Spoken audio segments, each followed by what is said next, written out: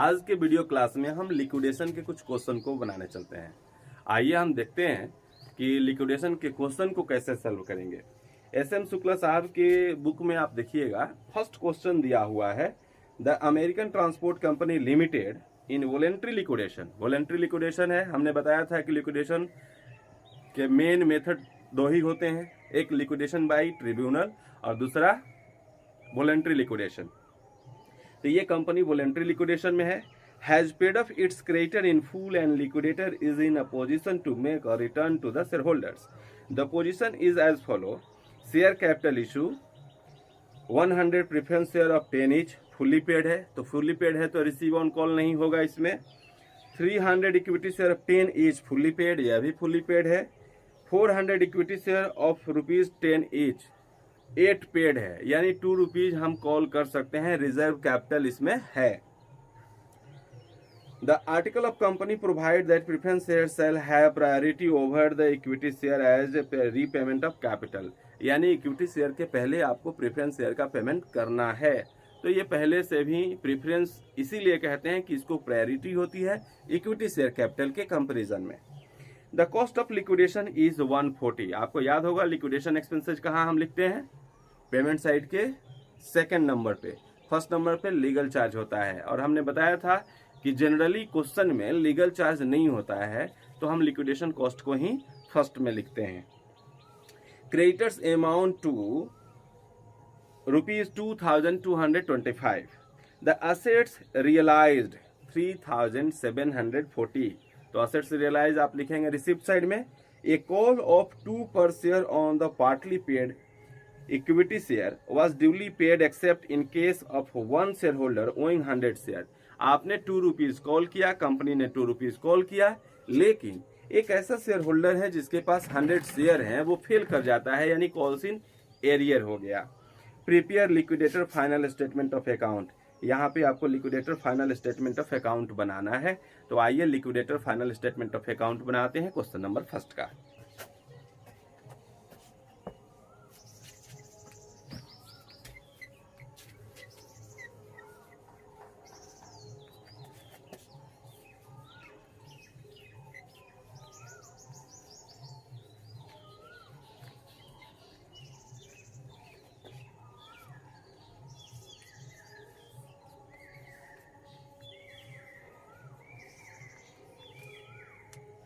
Liquidator final statement of account,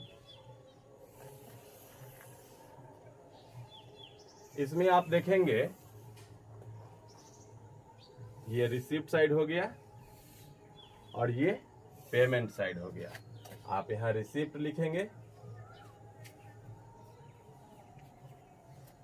ये amount हो गया, ये पेमेंट हो गया,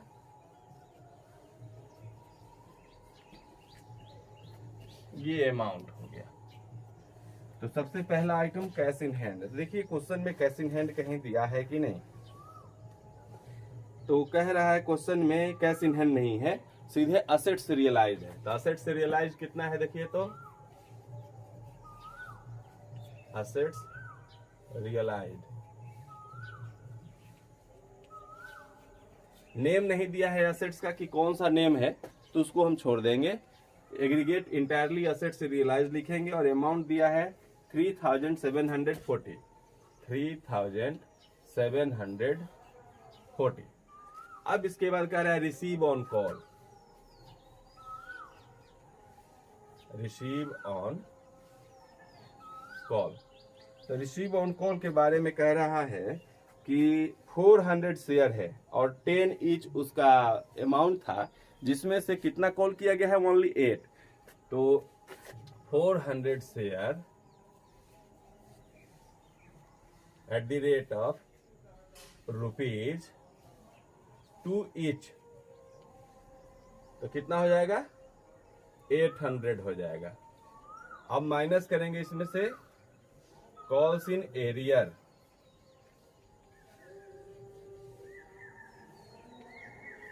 तो 100 शेयर है, ₹2, तो कितना हो जाएगा? 200। माइनस करेंगे तो कितना हो जाएगा? 600। यही आपका दो अमाउंट है जो आप रिसिप्ट साइड में दिखाएंगे। आप रफली ऐड करके देख सकते हैं कि हमारा आंसर सही है कि नहीं है। तो देखेंगे 0, 4 और 7, 6, 13 और 3 और 1, 4, यानी 4340। आप देखेंगे 4340 दिया हुआ है। अब आप पेमेंट करने चलेंगे। तो पेमेंट कैसे करेंगे आप? सबसे पहले आप लिखेंगे लिक्विडेशन कॉस्ट या लिक्विडेशन एक्सपेंसेस, बाय लिख सकते हैं।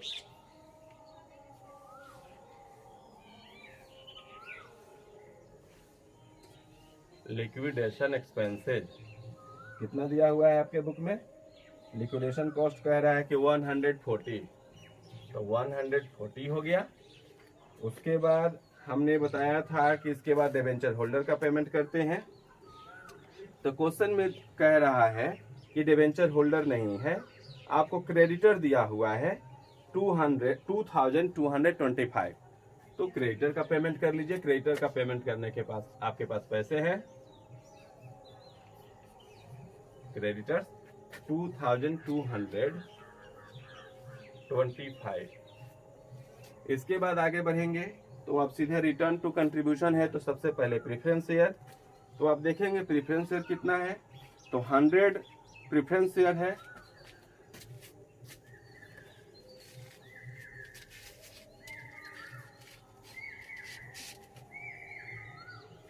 तो 100 प्रेफरेंस शेयर है और ₹10 है, तो कितना हो जाएगा? 1000। अब आप देख रहे हैं कि दो इक्विटी शेयर है, एक 400 इक्विटी शेयर है, एक 300 इक्विटी शेयर है, यानी टोटल इक्विटी शेयर कितना हो गया? 700। 700 इक्विटी शेयर का अगर हम 10 से इंटू करते हैं तो होता है 7000। लेकिन हमारे पास टोटल पैसा कितना है? 4000 समथिंग है, और 4000 समथिंग में 3000 तो आपने ऑलरेडी डिस्ट्रीब्यूट कर दिया है, तो मिनिमम अमाउंट हुआ। तो अब आप क्या करेंगे? यहां लिखेंगे इक्विटी शेयर।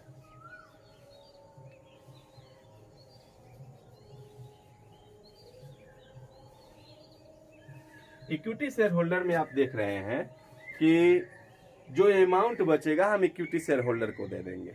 तो कितना अमाउंट बचा, इसको ऐड कर लीजिए। तो 4340 यहां हो गया 4340। अब आप बैलेंस कीजिए। तो बैलेंस करेंगे तो 5, 7,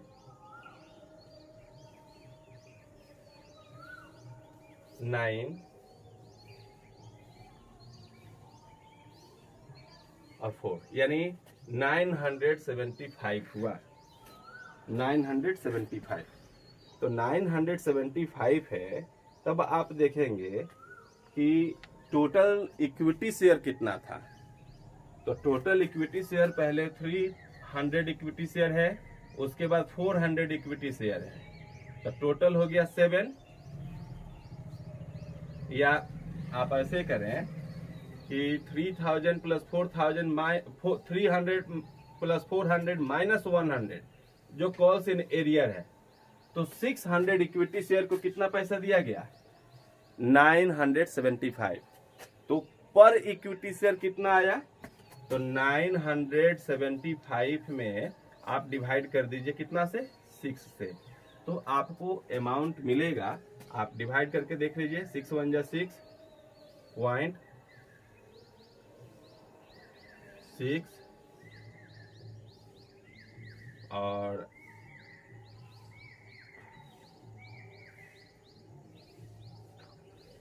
अप्रोक्सीमेटली 3 के आसपास में आएगा। तो आप देखेंगे 2 आ रहा है। तो आप देखेंगे कि आपके आंसर में दिया हुआ है कि इक्विटी शेयर का जो पेमेंट है वो ₹1.62.5 है। ठीक है, तो यही आपका आंसर हो गया। इतना अगर आप नहीं भी करते हैं तो चलेगा, लेकिन आपके बुक में किया हुआ है इसलिए हमने दिखा दिया, क्योंकि यहाँ जो नंबर ऑफ इक्विटी शेयर है टू टाइप्स के इक्विटी शेयर हैं, डिफरेंट डिफरेंट स्लॉट के इक्विटी शेयर हैं, तो उनको पर हेड पर इक्विटी शेयर क्या मिला ये कैलकुलेट कर लिया गया है यहाँ पर। आप यहाँ अगर नहीं भी कैलकुलेट करते हैं तो आपका आंसर गलत नहीं होगा, हमको सिर्फ यहाँ से मतलब है, और यही हमारा ओरिजिनल आंसर हुआ।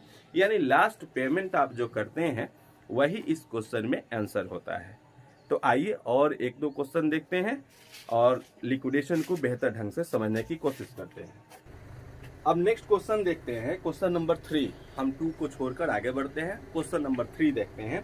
क्वेश्चन नंबर 3 में है कि Harpreet limited which has paid up share capital of ₹1 lakh and A loss of ₹1,11,500 standing in its balance sheet went into voluntary liquidation on 31st March 2014. The following are the particulars with regard to its assets and liability as on the above date. क्या है? Machinery, stock and debtors which realized their book value 79,000. यह realized assets हो गया। यहाँ पर आप देख रहे हैं कि इंडिविजुअल अमाउंट नहीं दिया हुआ है, तो आप सीधे रियलाइज्ड असेट्स लिखेंगे, तीनों के नाम लिखने की जरूरत नहीं है। अगर तीनों का इंडिविजुअल अमाउंट दिया रहता कि मशीनरी इतना, स्टॉक इतना, तो आप अलग अलग इंडिविजुअली उसको शो करते। कैश 1000 तो कैश इन हैंड हो जाएगा। Creditors 40,000, 6% debenture with carry a floating charge ₹50,000 and interest accrued there on for 6 month 1500। तो डिबेंचर के साथ साथ इंटरेस्ट का भी आप पेमेंट करेंगे। The above debenture were paid off which interest up to 30th September 2014. On this date, a first and final dividend was also paid to the creditors. ₹5,000 of the creditors are preferential. हमने कल बताया था आपको preferential creditor, secured creditor, unsecured creditor. तो यहाँ preferential creditor है। जिस तरीके से प्रेफरेंस शेयर होल्डर का पेमेंट इक्विटी शेयर होल्डर से पहले किया जाता है, उसी तरीके से प्रेफरेंस क्रेडिटर का पेमेंट जो है अनसिक्योर्ड क्रेडिटर से पहले करते हैं। यानी यहाँ भी प्रायोरिटी होती है, प्रेफरेंस मींस प्रायोरिटी हो गई। अब कह रहा है क्वेश्चन में rest preferential and the rest are unsecured. The cost of liquidation amount to ₹500। तो ये लिक्विडेशन कॉस्ट हो गया 500। The liquidator is entitled to 3% of the amount realize from the sale of assets and 2% of the amount distributed to the unsecured creditor by way of his own remuneration। यानी जो भी remuneration होगा, unsecured creditor को जो payment किया जाएगा उस पर भी 2% रेमुनरेशन होगा आपको लिक्विडेटर का।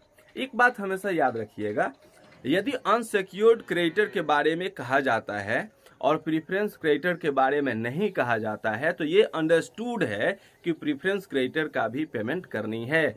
प्रीफरेंस क्रेडिटर को भी हम कमीशन में, रेमुनरेशन में लेंगे। लेकिन अगर क्वेश्चन में क्लियरली कहा हो कि प्रीफरेंस शेयर को छोड़ के जो अनसिक्योर्ड क्रेडिटर का पेमेंट करेंगे उस पर रेमुनरेशन चार्ज करना है, तो हम प्रीफरेंस क्रेडिटर को छोड़ेंगे। यानी यहाँ पे जो क्रेडिटर दिया है उसमें सीधे कह रहा है कि अनसिक्योर्ड क्रेडिटर का जो भी डिस्ट्रीब्यूशन होगा उस पर 2%, लेकिन यहाँ यह नहीं कहा है कि प्रीफरेंस क्रेडिटर को छोड़ देना है। तो जब यह बात नहीं कहा है कि प्रीफरेंस क्रेडिटर को छोड़ देंगे, तो प्रीफरेंस क्रेडिटर पे भी रेमुनरेशन 2% लेंगे। ओके, आइए क्वेश्चन बनाते हैं। तो क्वेश्चन में हम देखने चलते हैं कि कैश इन हैंड ऑलरेडी दिया हुआ है, कैश इन हैंड 1000। उसके बाद असेट्स रियलाइज्ड है,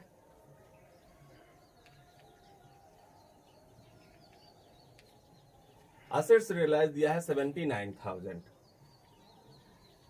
और कुछ नहीं दिया है, तो 80,000 आपके बुक का आंसर दिया हुआ है, क्लियर है। हम पेमेंट करने चलते हैं। तो liquidation expenses,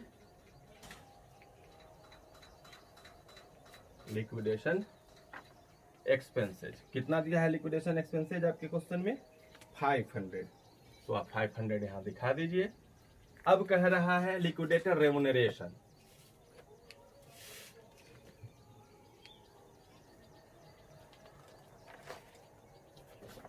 liquidator remuneration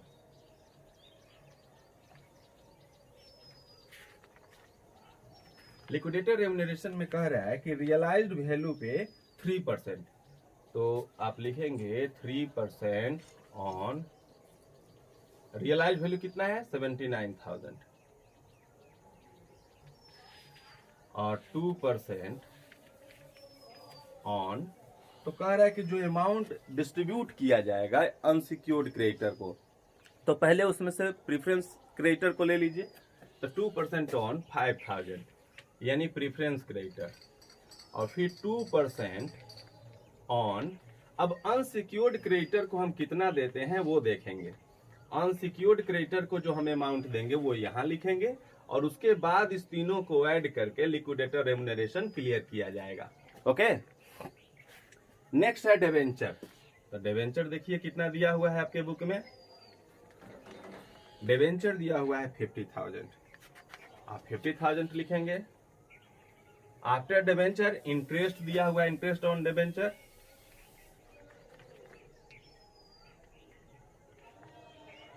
interest on debenture 1500 है, जो आउटस्टैंडिंग है उसको आप दिखाएंगे। उसके बाद क्रेडिटर की बात करेंगे, तो क्रेडिटर देखिए कितना है, preference creditor, preference creditor already 5,000 है, जो क्रेडिटर है उसमें प्रीफरेंस क्रेडिटर है। अब आप देखिए अनसिक्योर्ड क्रेडिटर कितना है, तो अनसिक्योर्ड क्रेडिटर के बारे में कह रहा है 40,000, तो 40,000 में 5,000 तो ऑलरेडी आपका हो गया प्रीफरेंस क्रेडिटर, तो बैलेंस आया कितना 35,000। तो आप देखेंगे कि आपको पेमेंट कितना करना है, यानी जो अमाउंट आप अनसिक्योर्ड क्रेडिटर को देंगे उसी पे ना आप रेम्यूनरेशन चार्ज करेंगे। तो आप 35,000 देने की पोजीशन में है नहीं है, क्योंकि ऑलरेडी यहाँ पे 56 और ये 7 और यहाँ कुछ आएगा ही, तो आप अप्रोक्सीमेटली 60,000 के आसपास में तो डिस्ट्रीब्यूट कर दिए हैं, तो 35 तो होगा नहीं। तो कितना बैलेंस, नेट बैलेंस क्या देना है आपको अनसिक्योर्ड क्रेडिटर को कैलकुलेट करते हैं। आप 79,000 का 3% कैलकुलेट कीजिएगा तो 2,370 आएगा। उसके बाद 5,000 का 2% कीजिएगा तो 100 आएगा। अब आप देखिए कि आपके पास बैलेंस अमाउंट क्या रहा। कैसे आप बैलेंस कैलकुलेट करेंगे, आप ऐड कीजिए, आप ऐड करेंगे 80,000 से माइनस करेंगे ये टोटल अमाउंट। तो जब 80,000 से आप माइनस करेंगे तो आपके पास आएगा बैलेंस 20,530, 20,530, और 20,530 को आप 2% कैलकुलेट करेंगे। एक बात हमेशा याद रखिएगा, रेम्यूनरेशन काउंट कैलकुलेट करते समय एक रूल याद रखिएगा। कौन सा रूल है, जब अमाउंट गिवन अमाउंट से कम हो, यानी डिस्ट्रीब्यूटेबल अमाउंट जो है गिवन अमाउंट से यानी एक पार्टिकुलर अमाउंट से कम है, तो वहां पर remuneration amount into rate by 100 plus rate होगा। जैसे हमको अनसिक्योर्ड को 35,000 देना है, लेकिन हमारे पास 35,000 नहीं है, यानी गिवन अमाउंट जो है वो ज्यादा है और डिस्ट्रीब्यूटेबल अमाउंट जो है कम है। तो जब डिस्ट्रीब्यूटेबल अमाउंट कम हो गिवन अमाउंट से, तो रेम्यूनरेशन कैसे कैलकुलेट किया जाता है, तो उसके लिए रूल है कि amount into rate by 100 plus rate. आप देखेंगे अपने बुक के हिंट में कि यहाँ पर 20,530 इंटू 2 बाई 102 किया हुआ है। तो घबराना नहीं है, चूंकि हमको देना था 35,000 लेकिन हमारे पास उतना अमाउंट नहीं है, तो जो अमाउंट बैलेंस हुआ उसी से हम रेम्यूनरेशन ऑफ लिक्विडेटर माइनस करेंगे। तो 20,530 इंटू 2 बाई 102 करेंगे तो आएगा 402.5। तो 403 भी आप कर सकते हैं या 402.55 भी कर सकते हैं। आप अकाउंट के स्टूडेंट हैं, आप अप्रॉक्स में लेकर चलिए, रुपीज में लेकर चलिए, तो 403 लिखिए। तो यहां पे आप करेंगे 403, तो 403 यहां कौन सा अमाउंट लिखा जाएगा, इसके लिए 20,530 से माइनस करेंगे 403, तो बैलेंस आएगा 20,127। और यही अमाउंट हम अनसिक्योर्ड क्रेडिटर को पे करेंगे। तो यहां लिखेंगे अनसिक्योर्ड क्रेडिटर और लिख देंगे 20,127 और यही अमाउंट हम यहां लिखेंगे 20,127। तो याद रखिएगा, अब यही जो हुआ हमारा आंसर हुआ, क्योंकि हमने अभी बताया कि लास्ट पेमेंट जो करेंगे वो हमारा आंसर होगा। ओके, अब ऐड कर लीजिए। हमने ये भी बताया है कि दोनों का अमाउंट जो होगा आमने सामने होगा, इसलिए हमने इसको ऐड पहले नहीं किया। आप इसको ऐसे कर सकते हैं 80,000 और आप यहां भी लिख सकते हैं अब 80,000। तो इस तरीके से ये आपका क्वेश्चन नंबर 3 कंप्लीट हुआ। ऐसे ही कुछ और क्वेश्चन हम सॉल्व कर देंगे। आप क्वेश्चन बनाइए, आपसे बनेगा, लिक्विडेशन क्लियर होगा, कहीं कोई प्रॉब्लम नहीं होगी। Thanks for watching.